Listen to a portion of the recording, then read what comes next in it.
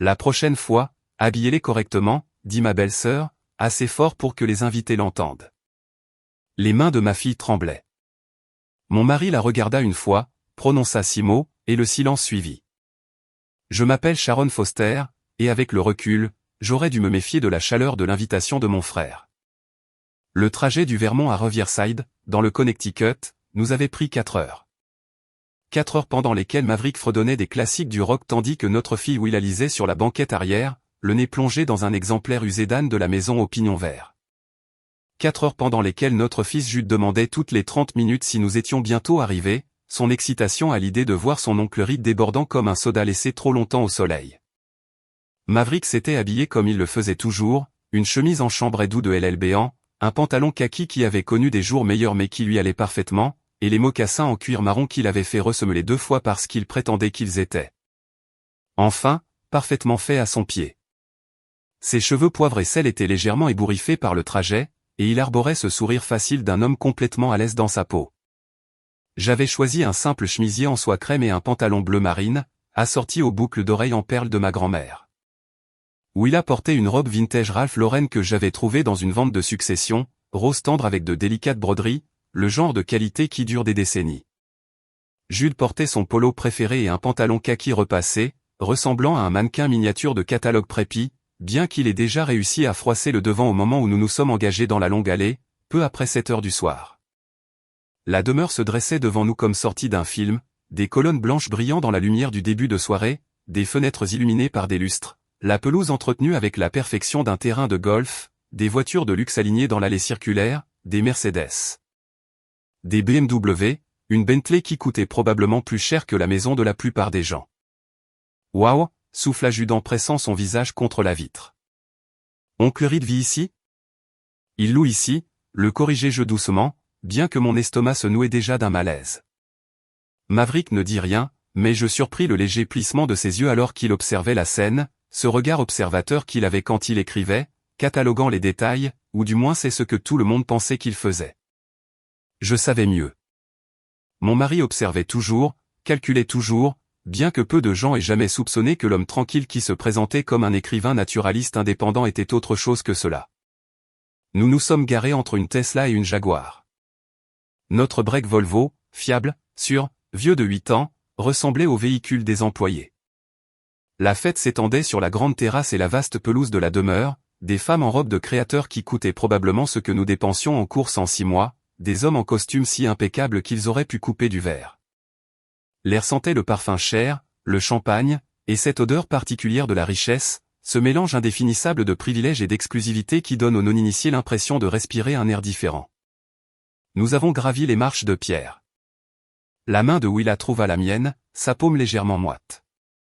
Elle avait 9 ans et était assez perspicace pour sentir quand elle n'était pas tout à fait à sa place, bien qu'elle ne l'aurait jamais dit. « Tu es magnifique, ma chérie », lui chuchotai-je. Elle serra ma main en réponse. Une coordinatrice avec un presse-papier et un sourire qui n'atteignait pas ses yeux nous intercepta à l'entrée. « Non, s'il vous plaît. Sharon Foster.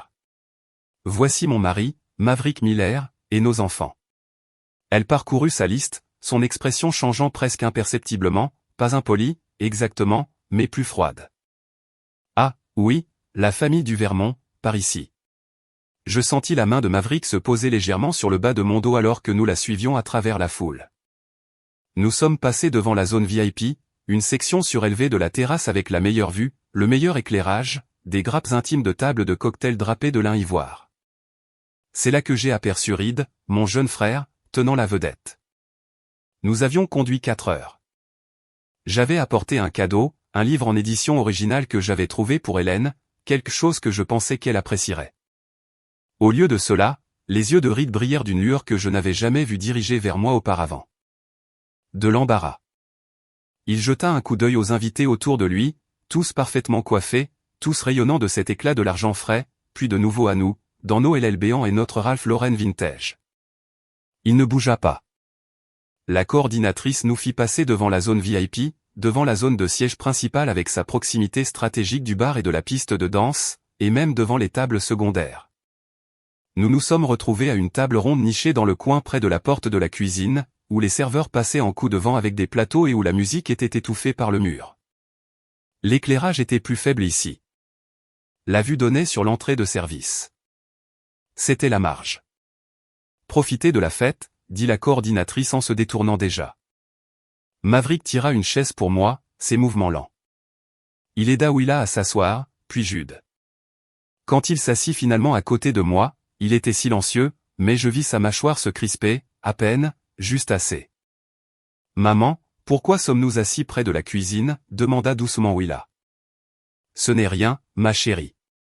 On peut tout voir d'ici, mentis-je, la voix enjouée. Mais nous savions toutes les deux. Le placement n'était pas aléatoire. C'était une déclaration. » De l'autre côté de la terrasse, Ridley a quelque chose que l'un de ses invités dit. Sa flûte de champagne levée haut. Il ne regarda plus dans notre direction. Maverick se pencha en arrière sur sa chaise, ses doigts tapotant deux fois contre la nappe. Pour quiconque l'observait, il avait l'air détendu, modérément intéressé par le spectacle qui l'entourait. Mais je connaissais ce regard. J'étais marié à cet homme depuis 12 ans.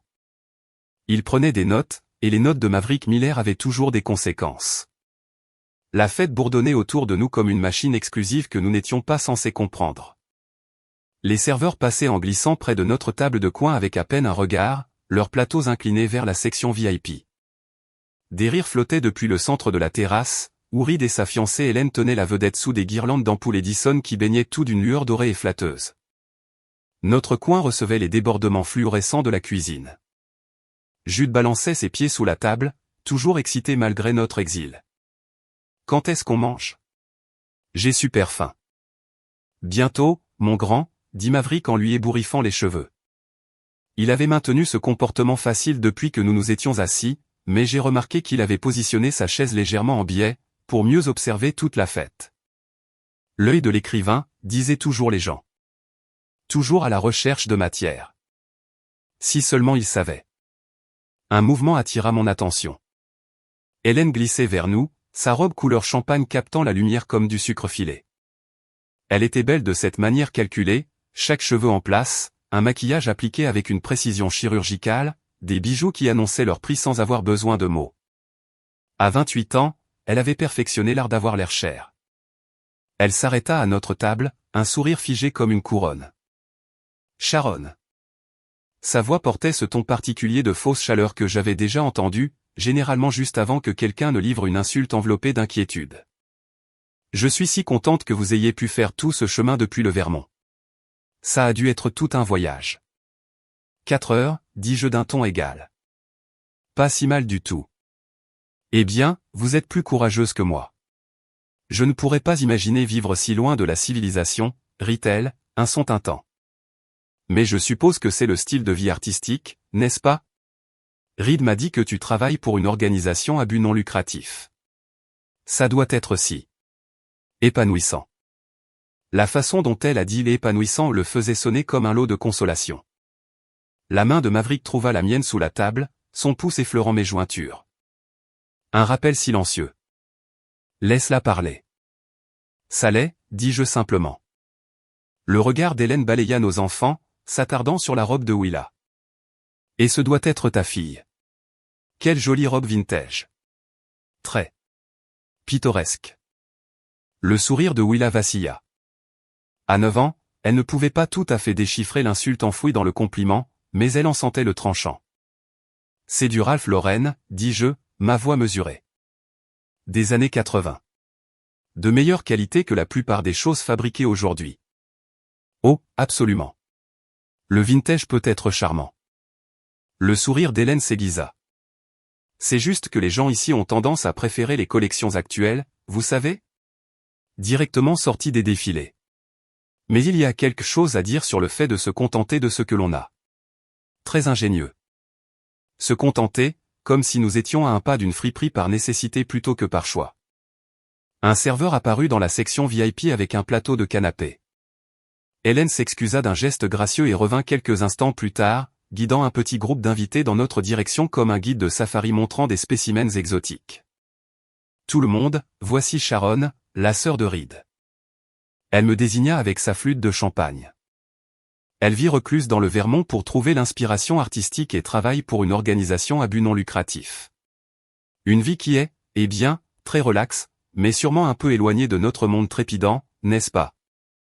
Les invités sourirent poliment, leurs yeux glissant sur nous avec un désintérêt exercé. Je pouvais lire le récit qu'Hélène tissait, la sœur qui n'avait pas réussi dans le vrai monde, qui avait fui à la campagne pour jouer à la rustique, qui assistait maintenant à des événements comme celui-ci comme un rappel de ce qu'elle avait laissé derrière elle ou n'avait pas réussi à accomplir. En fait, dit Maverick doucement, parlant pour la première fois depuis l'arrivée d'Hélène, Sharon gère des projets complexes avec de multiples parties prenantes et des budgets à 7 chiffres. Le secteur à but non lucratif demande pas mal de rythme, juste moins d'accent sur les marges bénéficiaires. Son ton était agréable, même conversationnel. Mais il y avait de l'acier en dessous, le genre que la plupart des gens manquaient parce que Maverick avait perfectionné l'art de paraître inoffensif. Le sourire d'Hélène ne vacilla pas. Bien sûr. Les organisations à but non lucratif sont si importantes. Bien que j'imagine que le salaire doit être assez modeste par rapport au secteur privé. Mais c'est le sacrifice que l'on fait par passion, n'est-ce pas? Elle s'éloigna avant que je puisse répondre, son entourage la suivant comme des canetons. Jules tira sur ma manche. Maman, j'ai vraiment faim, est-ce que je peux avoir un de ces trucs qu'il transporte? La table du buffet avait été dressée près de la zone VIP, un étalage éblouissant de délices sous des lampes chauffantes. Jude était déjà en train de glisser de sa chaise quand Hélène se matérialisa à nouveau, comme si elle avait été invoquée par son intérêt. Oh, Jude! Elle s'accroupit à son niveau, sa robe s'étalant autour d'elle comme de l'or liquide. Je ne suis pas sûr que ces amuse-gueules soient tout à fait pour toi, mon chéri. Pourquoi pas? Demanda Jude, sans malice. Eh bien, leur foie gras et leur caviar sont des goûts très acquis. J'ai bien peur que, comme tu n'as pas eu une bonne éducation du palais, tu les trouveras difficiles à avaler. Elle pencha la tête avec sympathie. Je te dis quoi, je vais demander à la cuisine de te préparer quelque chose de plus accessible. Que dirais-tu de spaghettis? Ou de poulet frit? Je suis sûr que tu es plus habitué à ça à la maison. L'implication flottait dans l'air comme de la fumée. Votre famille ne connaît que la restauration rapide et les plats simples. Vous n'avez pas votre place à cette table, au sens propre comme au figuré. Jude avait l'air confus. Mais j'aime essayer de nouvelles choses. Ce n'est pas la peine, Hélène. Je me levai, posant ma main sur l'épaule de Jude. Ma voix était calme mais ferme. Les enfants s'assieront ici et mangeront avec leurs parents. Nous apprenons à nos enfants à tout expérimenter. Ils n'ont pas besoin d'être séparés. Pour la première fois, le sourire d'Hélène se fissura légèrement. J'essayais seulement d'aider. Nous n'avons pas besoin d'aide. Je ramenai Jude à sa chaise. Mais merci. Hélène se redressa, son expression se refroidissant de plusieurs degrés. Elle jeta un coup d'œil à Maverick, s'attendant peut-être à ce qu'il me contredise, qu'il s'excuse pour l'entêtement de sa femme.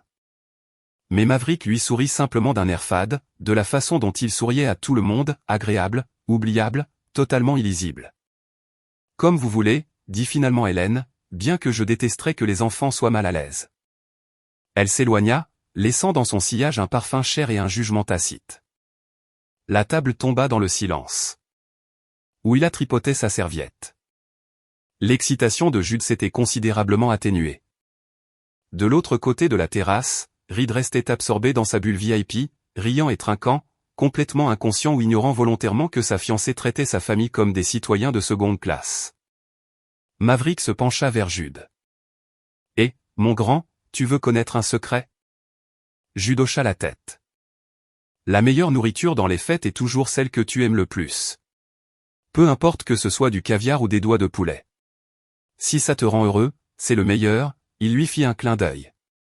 « Et entre toi et moi, je prendrai un bon burger plutôt que des œufs de poisson n'importe quel jour. » Jude gloussa, une partie de son éclat revenant. Mais j'ai vu la façon dont le regard de Maverick suivait Hélène à travers la terrasse, la façon dont sa mâchoire se serrait juste un peu plus. Mon mari était beaucoup de choses, patient, observateur, lent à la colère, mais il était aussi farouchement protecteur, et quelqu'un venait d'insulter ses enfants. J'avais le sentiment qu'Hélène n'avait aucune idée de ce qu'elle venait de mettre en branle. La fête avait atteint son apogée à 10 minutes de 8 heures, mais à notre table, J'étais à mi-chemin d'expliquer à Jude pourquoi il ne pouvait pas avoir un troisième canapé quand j'ai remarqué la chaise vide de Willa. Ma fille s'était excusée pour aller aux toilettes il y a 10 minutes, le nœud dans mon estomac se resserre. Je me lève, scrutant la foule à la recherche de sa tête blonde, de son cardigan vintage Ralph Lauren, celui que j'avais trouvé dans une vente de succession, en parfait état, de meilleure qualité que tout ce qu'il y avait dans le placard d'Hélène. Puis je la vois. Willa revient vers notre coin sombre, mais quelque chose ne va pas. Ses épaules sont voûtées, ses bras enroulés autour d'elle comme si elle essayait de disparaître. Même d'ici, je peux voir la rougeur autour de ses yeux, la façon dont elle cligne des yeux trop vite. Elle se glisse dans sa chaise sans me regarder. Willa. Je me penche plus près, en gardant ma voix basse. Chérie, que s'est-il passé? Elle secoue la tête, la mâchoire serrée. C'est là que je sais que c'est grave. Willa ne pleure pas facilement, elle me ressemble trop, gardant tout en elle jusqu'à ce que ça craque. Ma chérie, parle-moi.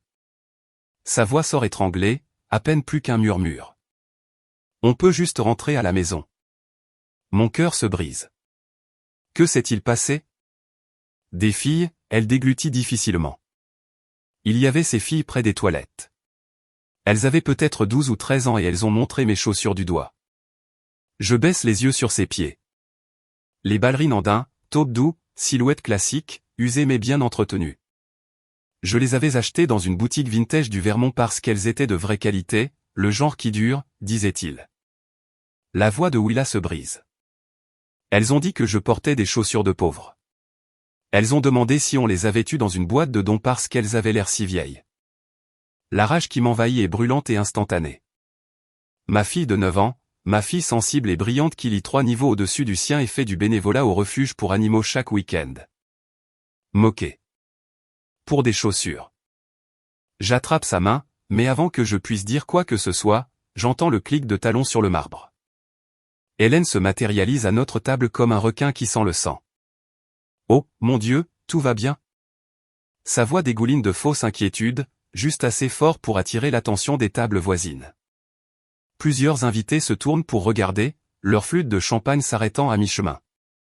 Nous allons bien, dis-je sèchement. Vous en êtes sûr? Parce que Willa a l'air contrariée. Hélène penche la tête, son expression un masque de sympathie bien étudié. Il s'est passé quelque chose? J'ouvre la bouche, mais Willa parle la première, sa voix faible. Des filles se sont moquées de mes chaussures. Les yeux d'Hélène descendent vers les ballerines en daim de Willa, et je le vois, cette microseconde de satisfaction avant qu'elle n'arrange son visage en une expression de compréhension. Oh, ma chérie. Elle s'accroupit, se mettant au niveau des yeux de Willa dans une performance de compassion. Tu sais, les enfants ici sont élevés différemment. Leurs parents sont des chefs d'entreprise, des philanthropes, ces enfants sont préparés pour Yale, pour Harvard, ils ont des standards très raffinés. Mes doigts se serrent en poing sous la table. Hélène continue, sa voix prenant un ton professoral. Honnêtement, Sharon, je m'inquiétais à ce sujet. Les enfants, ils ne sont pas habitués, eh bien, à être dans des environnements comme celui-ci. Vivre si isolés dans le Vermont, sans exposition régulière à des contextes sociaux appropriés. Elle soupire en secouant la tête. Cela provoque un choc culturel. Ils ne comprennent pas les attentes. Les mots flottent dans l'air comme du poison. Elle ne défend pas Willa, elle défend les brutes. Peut-être la prochaine fois, dit Hélène en se relevant et en lissant sa robe, vous pourriez mieux les préparer? Vous assurer que leurs vêtements sont plus appropriés pour l'occasion? Cela éviterait à tout le monde ce malaise. La foule regarde maintenant. Je peux sentir leurs yeux sur nous, sur mes enfants, en train de juger. L'implication d'Hélène est limpide. C'est de ta faute, Sharon. Tu as amené tes enfants de la campagne dans un endroit où ils n'ont pas leur place, tu les as habillés comme des cas sociaux, et maintenant tout le monde est mal à l'aise. Je tremble. Je veux crier. Lui dire exactement ce que je pense d'elle et de ses standards raffinés. La traîner dehors. Mais je suis paralysé. Parce que Reed est ici, quelque part dans cette foule, et c'est mon frère. Mon seul frère. Si je fais une scène, si je sème le chaos à sa fête de fiançailles, je serai la méchante de l'histoire. Je me lève brusquement, ma chaise raclant le sol. Le sourire d'Hélène s'élargit. victorieuse. Elle pense qu'elle a gagné. Alors Maverick se lève. Le changement en lui est immédiat et terrifiant. Fini l'homme doux et discret qui a passé le dîner à manger tranquillement des pâtes. L'air autour de lui semble chuter de 10 degrés. Il se dresse de toute sa hauteur, se déplaçant avec le genre de précision contrôlée qui fait instinctivement reculer les gens. Il ne dit pas un mot. Il reste simplement là, une main ajustant le bouton de sa veste de costume qui lui va comme si elle était peinte sur lui, et le silence se propage comme des ondes dans l'eau. Les conversations meurent en pleine phrase. Les verres arrêtent de tinter. Maverick ne regarde pas Hélène. Il me regarde. Ses yeux bleus sont calmes, froids et complètement concentrés. Il y a une question en eux, une que nous nous sommes posée 1000 fois au cours de nos 17 ans de vie commune. En as-tu assez ? C'est le même regard qu'il m'a lancé le jour où je lui ai parlé du harcèlement à mon ancien travail. Le même regard avant qu'il ne passe discrètement un appel téléphonique qui a abouti à un contrôle fiscal de mon ancien patron. Maverick ne fait pas de menaces. Il n'en a pas besoin. Je pense aux yeux rouges de Willa. À la confusion de Jude quand il n'a pas pu avoir de burger.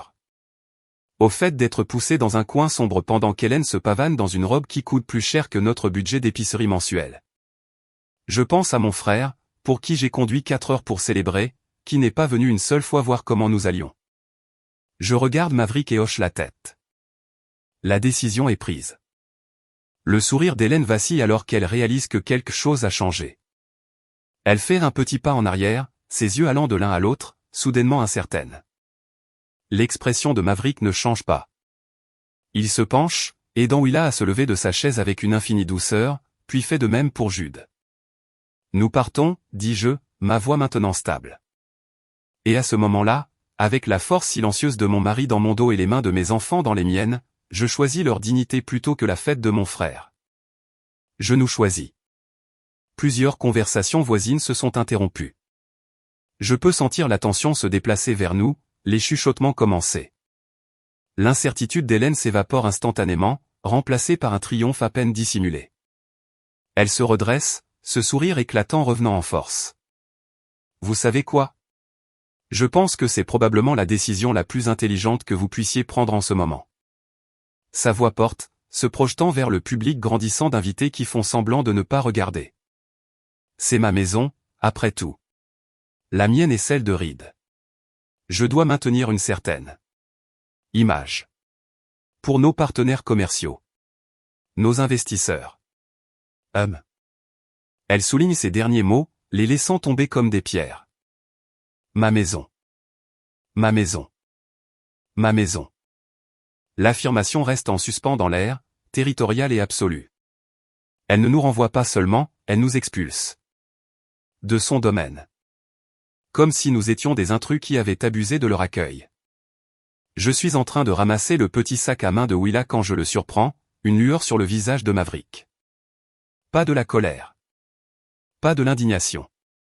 Un sourire en coin.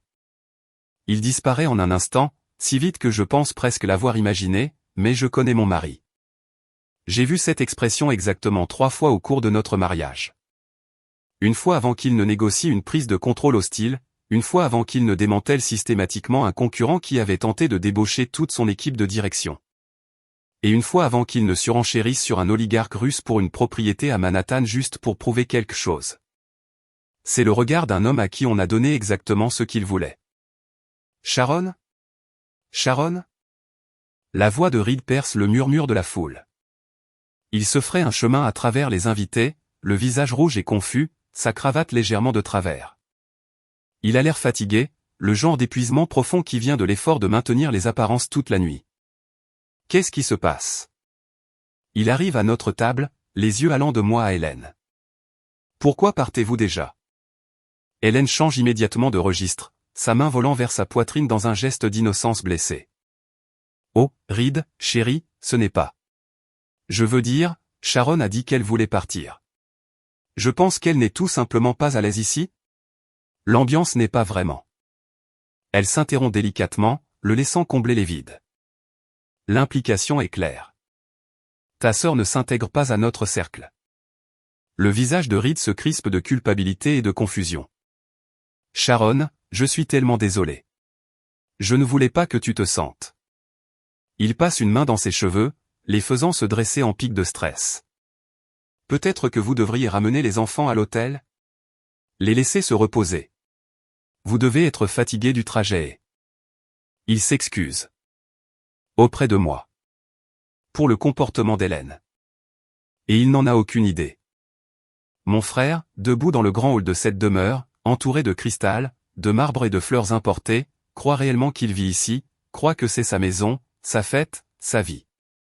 Il n'a aucune idée que chaque meuble sur lequel il se prélasse, chaque pièce dans laquelle il reçoit, chaque centimètre de ce partenariat avec Hélène existe parce que Maverick a décidé d'être généreux il y a 3 ans. Reed pense qu'il est l'hôte, le maître de maison. En réalité, il est un locataire, dont le bail est sur le point d'expirer. Ce n'est rien, Reed, dis-je doucement, passant mon bras autour des épaules de Willa.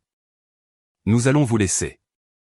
Non, non, ce n'est pas ça, il est maintenant agité, conscient que les gens regardent, que cela ne donne pas une bonne image. Vous avez fait tout ce chemin, je voulais que vous soyez là. Reed, mon chéri. Hélène touche son bras, sa voix douce comme le miel. Laisse-les partir. Sharon veut clairement partir, et nous avons des invités à nous occuper. Les Castellano posaient des questions sur le calendrier d'investissement. Et elle le détourne, redirigeant son attention comme elle le fait toujours. Les épaules de Reed s'affaissent de défaite. Il me lance un dernier regard d'excuse avant de se laisser ramener vers le centre de la fête, vers les lumières, les rires et les gens qui comptent dans le monde d'Hélène. Maverick est silencieux à côté de moi, aidant Jude à enfiler sa veste avec un soin méthodique. Mais je le revois, cette petite contraction au coin de sa bouche quand Hélène a dit « ma maison ». « Maverick » murmurai-je alors que nous nous dirigions vers la porte. « Pas encore », dit-il doucement. Sa voix est calme, presque agréable, mais il y a quelque chose en dessous, quelque chose qui me fait dresser les cheveux sur la nuque. Nous sommes presque dans le hall d'entrée quand la voix d'Hélène retentit derrière nous, claire et théâtrale. Conduisez prudemment. Et Sharon, peut-être la prochaine fois, faites-nous savoir si vous avez besoin de recommandations pour les vêtements des enfants? Je connais de merveilleuses boutiques qui ne sont pas trop chères. Le rire qui suit est poli mais présent. Plusieurs invités regardent ouvertement maintenant, flûte de champagne à la main, amusés par le drame. La main de Willa se resserre dans la mienne. Maverick s'arrête de marcher. Il ne se retourne pas, ne réagit pas visiblement. Mais quelque chose change dans l'air, un changement de pression, comme juste avant qu'un orage n'éclate. Il plonge la main dans la poche de sa veste et sort son téléphone. Le mouvement est désinvolte, sans hâte. Il tapote l'écran plusieurs fois, faisant défiler quelque chose. En fait, dit-il, sa voix portant sans effort à travers le hall de marbre. Avant de partir, il y a quelque chose que je dois discuter avec Reed. La pièce devient silencieuse. Le sourire d'Hélène se fige. Je suis désolé, quoi? Maverick se retourne enfin, et l'expression sur son visage est agréable. Professionnel. L'expression de quelqu'un sur le point de discuter d'un détail mineur de contrat. Reed? Appelle-t-il. Pourrais-tu venir un instant? C'est à propos de la maison. Mon frère émerge à nouveau de la foule, l'air maintenant complètement déconcerté. La maison? Qu'est-ce qu'il y a avec? Le bail, dit simplement Maverick. Je voulais vous donner un préavis en bonne et due forme en personne, puisque nous sommes tous ici. Reed cligne des yeux. Un préavis? Quel préavis? Et juste comme ça, le piège se referme. Le bruit de la fête sembla s'estomper en un bourdonnement sourd alors que Maverick s'avançait. Il y avait quelque chose de différent chez lui maintenant. L'écrivain calme et aimable avait disparu, remplacé par quelqu'un qui se déplaçait avec l'assurance d'un homme qui avait passé des décennies dans des salles de conseil, où des millions changeaient de main avec une signature. Reed? Dit Maverick, sa voix basse mais portant une autorité qui fit tourner la tête à plusieurs invités proches. Te souviens-tu du nom de la société mère sur le bail que tu as signé? Mon frère cligna des yeux. La confusion remplaçant l'embarras qui s'était affiché sur son visage quelques instants auparavant. Quoi? Pourquoi maintenant? Réponds juste à la question, dit Maverick, son ton patient mais inflexible. Le front de Reed se plissa alors qu'il cherchait dans sa mémoire. Je crois que c'est Ironwood Holdings? Honnêtement, je ne me souviens pas des détails, j'ai juste signé par l'intermédiaire de l'agent il y a 3 ans. Y a-t-il un problème avec la gestion de la propriété ou quelque chose du genre? Le coin de la bouche de Maverick tressaillit, pas tout à fait un sourire, mais presque. Il sortit son téléphone avec une lenteur délibérée, fit défiler un instant, puis tourna l'écran vers Reed. Lisa. À voix haute. Reed se pencha en avant, plissant les yeux devant le texte illuminé. Ses lèvres bougèrent silencieusement au début. Puis sa voix émergea, tremblante et confuse. Directive interne, datée d'avril 2020. De V. Miller, président. Objet, exception compte Foster. Il fit une pause, son visage devenant pâle. Approuver l'exception pour le dossier résidentiel de Reed Foster. Geler les tarifs de location de 2020 indéfiniment, indépendamment des ajustements du marché. Toute différence entre le tarif gelé et la valeur marchande actuelle doit être comptabilisée dans le compte d'ajustement caritatif familial du président. Le silence qui suivit fut absolu. Même le quatuor à cordes sembla sentir que quelque chose de monumental se passait et laissa sa musique s'éteindre, plongeant la terrasse dans une immobilité mortelle. Je ne. La voix de Reed se brisa. Qu'est-ce que ça veut dire? Hélène était devenue complètement immobile à côté de lui, sa flûte de champagne figée à mi-chemin de ses lèvres. Je regardais la compréhension commencer à poindre sur son visage, lentement d'abord, puis d'un seul coup, comme regarder la glace se fissurer sur un étang gelé. Ça veut dire, dit Maverick, sa voix portant clairement à travers le rassemblement soudainement silencieux, que le style de vie luxueux dont vous profitez depuis 3 ans a été subventionné. Lourdement subventionné. Le loyer du marché pour cette propriété est actuellement de $4,200 par mois. Vous payez $2,800, le tarif gelé de 2020. C'est une différence de $16,800 par an. Sur 3 ans, cela fait $50,400 de charité effective. Reed recula comme s'il avait été frappé physiquement. Non, non ce n'est pas. Je peux me permettre cet endroit. Je gagne bien ma vie. Tu gagnes un bon salaire, corrigea doucement Maverick. Mais tu n'es pas riche, Reed. Tu es ce que les conseillers financiers appellent un Henry, au revenu, pas encore riche. Tu dépenses tout ce que tu gagnes pour essayer de maintenir une image qui dépasse tes moyens réels. Sans la subvention, tu ne pourrais pas te permettre cette adresse. Tu ne pourrais certainement pas te la permettre tout en finançant ses vacances européennes, le leasing de voitures de luxe et l'adhésion au country club sur laquelle Hélène a insisté. Je regardais le visage de mon frère s'effondrer. Je le regardais réaliser que chaque commentaire dédaigneux qu'Hélène avait fait sur les gens qui ne comprennent pas la qualité, chaque remarque méprisante sur le fait de connaître sa place dans le monde, tout cela avait été construit sur une fondation de charité. La charité de l'homme qu'elle avait moqué toute la soirée. Maverick se tourna vers Hélène, dont le visage était passé de son habituelle contenance hautaine à quelque chose de brut et d'exposé. Tu as raison sur une chose, Hélène. La classe ne peut pas être feinte. La vraie classe ne réside pas dans les marques de créateurs, ni dans le fait de savoir quelle fourchette utiliser, ni dans le fait de s'assurer que tout le monde voit votre montre chère. La vraie classe, c'est le caractère, c'est la façon dont vous traitez les gens quand vous pensez qu'ils ne peuvent rien faire pour vous. Il fit une pause, laissant ses mots s'imprégner. Autour de nous, les invités rassemblés se tenaient transis, leurs cocktails oubliés.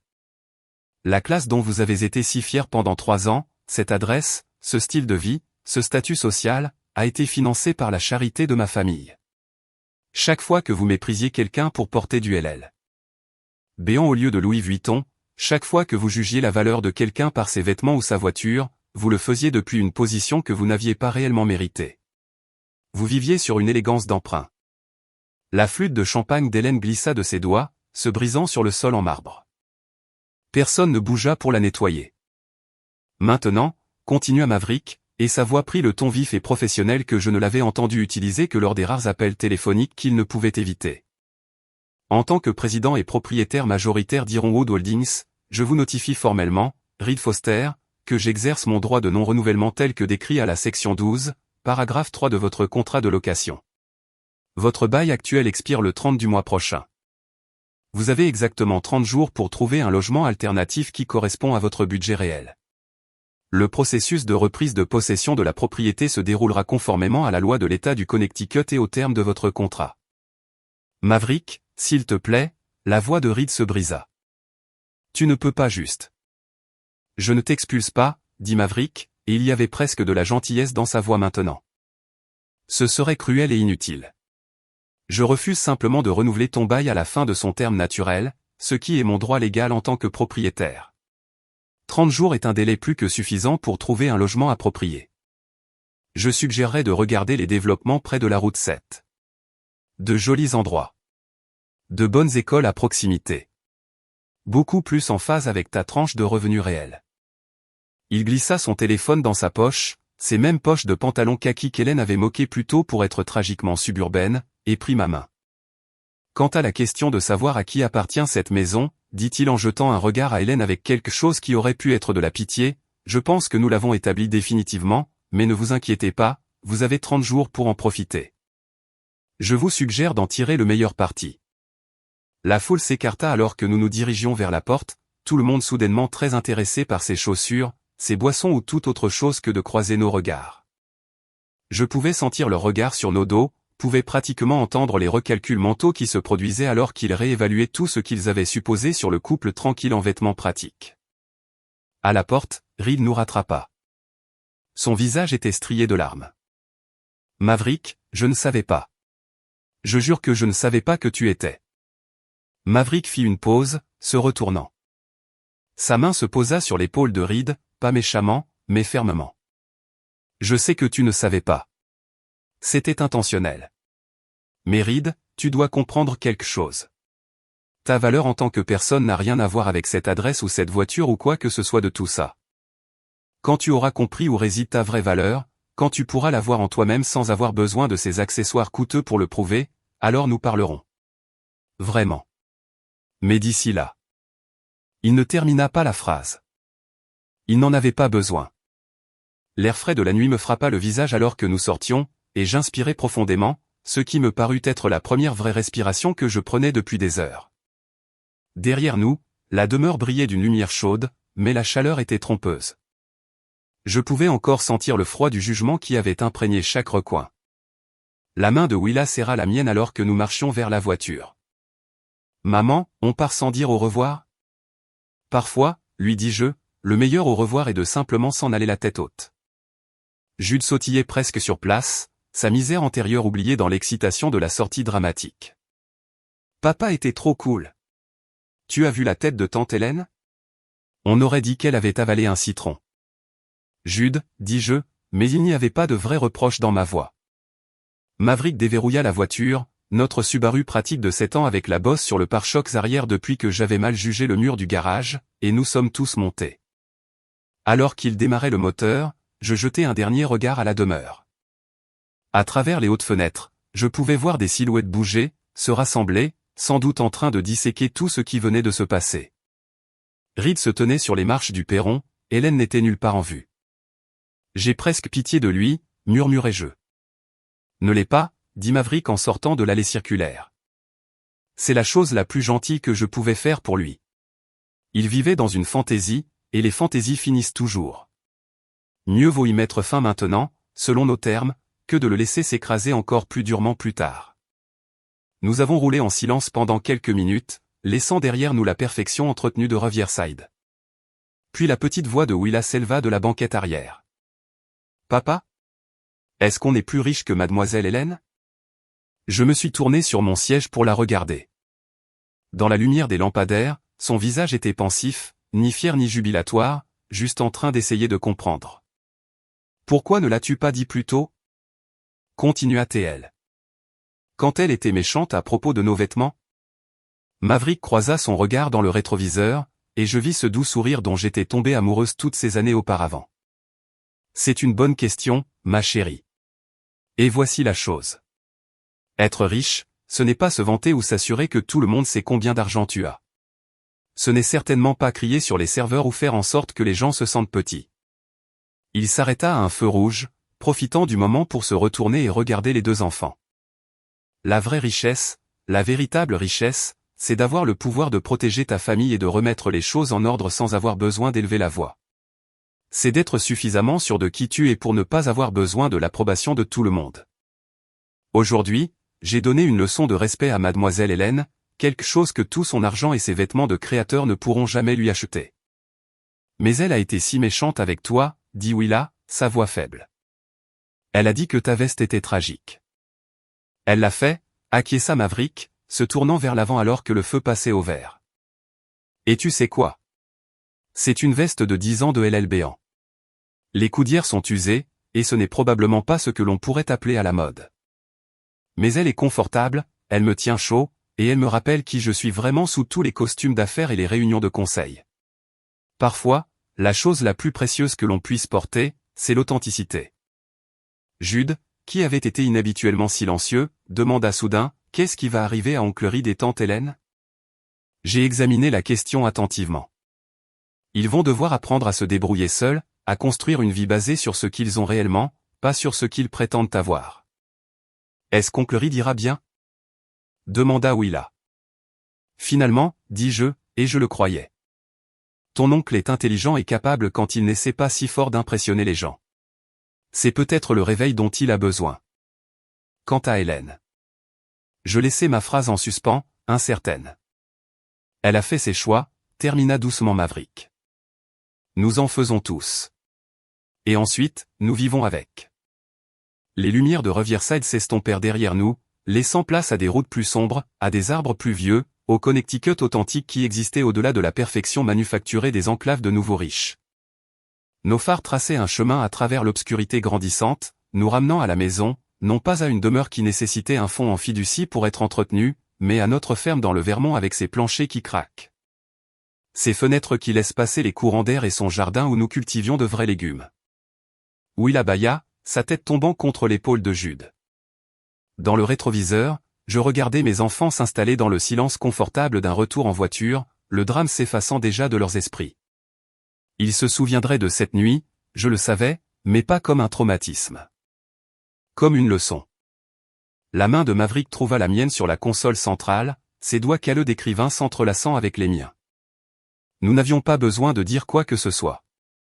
Nous avions affronté la tempête ensemble, protégé nos enfants et étions partis avec notre dignité intacte. Nous n'avions pas gagné parce que nous avions plus d'argent. Nous avions gagné parce que nous savions qui nous étions, et aucune quantité de jugement de la part de personnes vivant au-dessus de leurs moyens ne pouvait changer cela. La voiture nous emportait vers l'avant dans la nuit paisible, laissant derrière elle la façade scintillante d'une élégance d'emprunt, en route vers quelque chose de réel.